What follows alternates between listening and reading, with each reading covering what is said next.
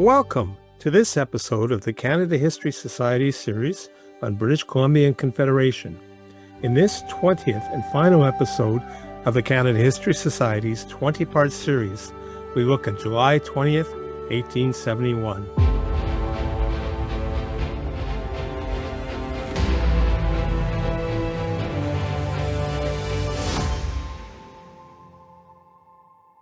History does not always trumpet its most consequential days. Sometimes it arrives not with a thunderclap, but in the quiet drift of morning fog and the crisp flutter of bunting on timbered verandas. Such was July 20th, 1871 in Victoria, the capital of a young colony about to become the westernmost province of Canada.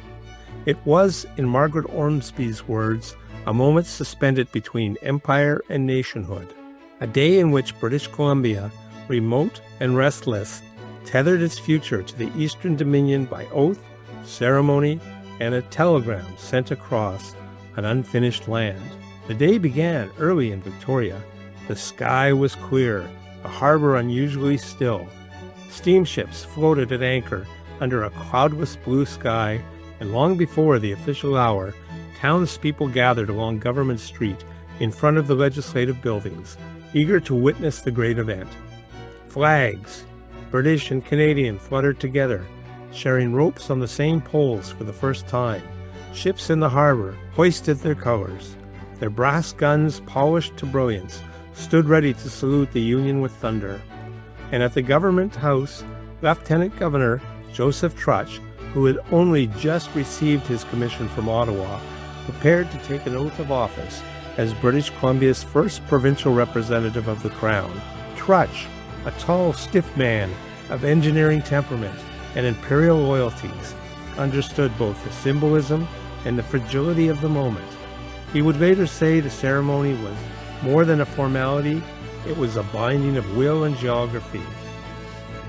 Historian Donald Creighton would later call him a man of brass and calculation, but on this day, he was the figure of the new Dominion, bridging colony and country.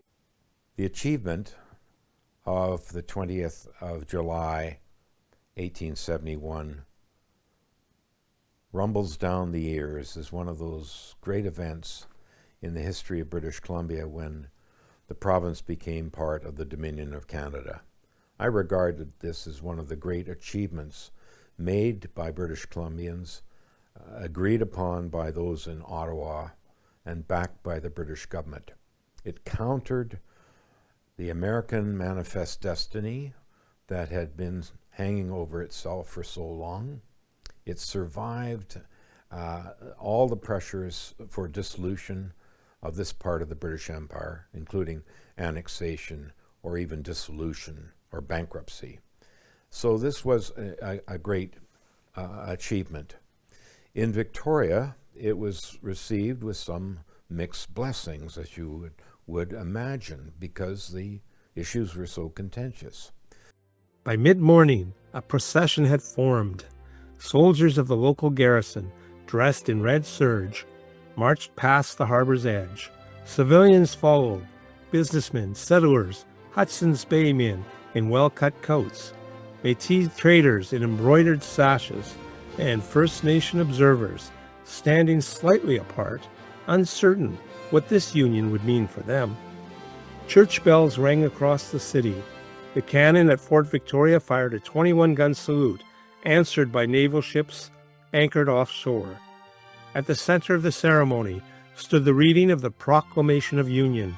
Gathered before the crowd, Trutch ascended the steps of the government buildings and with deliberate formality read aloud the Royal Proclamation, declaring that, as of that moment, British Columbia is hereby admitted into the Union upon the terms and conditions set forth. On the evening before, there was a great gathering in Victoria, in Beacon Hill Park, and it being nice summertime, there was a great deal of discussion and consideration about the future. There was bands were assembled there, and the Royal Navy and Esquimalt dressed its ships for the 20th of July, the natal day, and in the press there were mixed reports and jubilations and so forth. In the civic places, there were Union Jacks flying. In other places, there were U.S. flags flying. So it was a mixed feeling.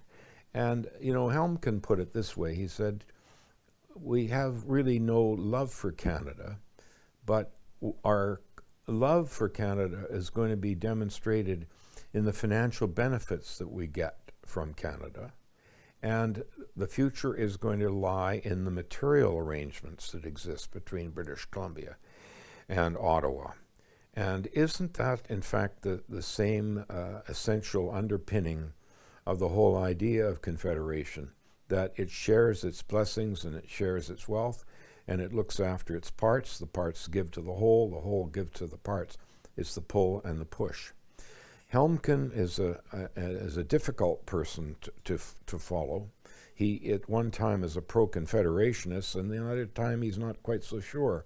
But he says in a famous line that it remains to be seen how this is going to work itself out. And at this time, on this famous day, on the 20th of July of 1871, he says, well, we're going to have to wait and see what material benefits come forward, because it will be in that which will be our solution for British Columbia, and our love for Canada will develop from these material associations. A cheer went up, polite, respectful, and still laced with the uncertainty of transition. For while the colony had agreed to the Union, and while the railway promise had sealed the deal, many among the crowd still wondered what exactly they had entered. We had left one empire and joined another, wrote one local merchant in his diary, but the nature of our new dominion was still an Eastern mystery. Following the formalities, a grand luncheon was held at the Hudson's Bay Company building. Tables were laid out beneath striped canvas, adorned with fresh-cut wildflowers and barrels of imported ale. Toasts were given to the Queen, to the Dominion, to Sir John A. Macdonald, to the railway that would one day span the Rockies. Trutch, in his address, hailed the wisdom of union and the strength of a young Dominion, from the Atlantic to our Pacific shore. Across the rest of Victoria, celebrations unfolded in characteristically Victorian fashion. Brass bands played outside the Legislative Council chambers. Church bells rang in sequences of three: God, Queen, and Country. In Bastion Square, children were given paper flags and sweets. An impromptu cricket match took place on the parade grounds near James Bay. That evening, fireworks lit up the harbor skies, casting reflections on the water like stars spilled into the sea. Not everyone celebrated. Among the indigenous communities, there was confusion, apprehension, and silence. Many had not been consulted on the terms of union, and none had been granted formal treaties before British Columbia's entry into Canada. For the First Nations, wrote historian Cole Harris, Confederation arrived as another distant proclamation, no more visible than a star beyond a mountain. Further inland in New Westminster, Yale, and the Caribou towns, the day passed with less pomp but equal significance. In Barkerville, where gold miners once dreamed of independence, a red ensign was hoisted behind a Union Jack, and miners toasted the railway with tin cups filled with bourbon and braggadocio. In Kamloops, the Hudson Bay Company posted notices on the general store. We are now a province of Canada. Terms to follow. And in Ottawa, thousands of miles to the east, Sir John A. Macdonald was said to have received the telegram of union with a smile and a glass of scotch. According to Crichton, the Prime Minister declared, "The coast is ours, but none doubt now that we are a country." The railway survey teams, already inching west from the prairies, marked the day with renewed orders and new urgency. What Canada had gained that day was more than land. It was a Pacific outlet, a claim against American ambition, and a symbolic completion of the Confederation dream. British Columbia's entry meant that Canada, once little more than a ribbon of settlements along the St. Lawrence, was now a transcontinental idea. This was, wrote Pierre Burton, the day the map was finally drawn. And for British Columbia, What had been a far-flung outpost of empire was now a stakeholder in something new, not yet equal, not yet integrated, but present.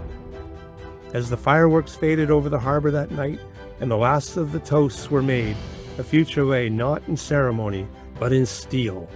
The Canadian Pacific Railway, promised in the terms of union, would define the years to come. Its construction would bring scandal, glory, and eventual triumph.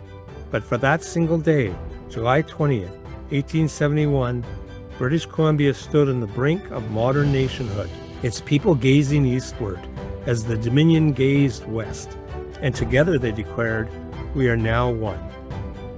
Thank you for traveling with us through the evolution of the British colonies on the West Coast, a story not merely of settlement, but of survival, not merely of politics, but of purpose.